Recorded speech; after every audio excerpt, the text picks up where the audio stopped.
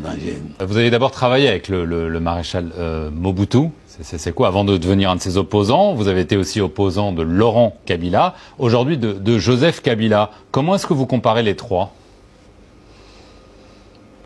Les trois, ça va un peu crescendo. Mobutu, j'ai même collaboré avec lui parce que il avait toujours cette habitude de faire le contraire de ce que disait sa constitution.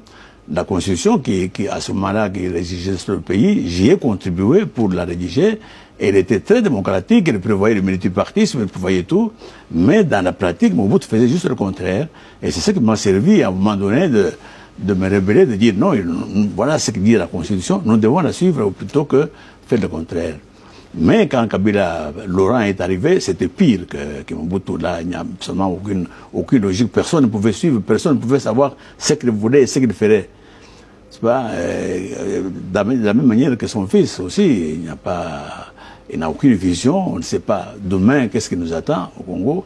On agit au sauve qui peut, on ne sait pas très bien ce qui peut se faire. Donc, un homme qui n'a pas de vision politique, qui n'a pas de programme, il y a 10 ans qu'il est au pouvoir. Pour le moment, il ne faut pas oublier ça. Alors, ce n'est pas après avoir bitumé quelques tronçons de route qu'on peut dire qu'il a dirigé le Congo.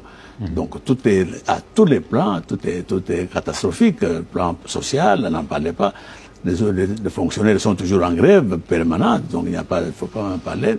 Il n'a construit aucun hôpital, aucun centre médical.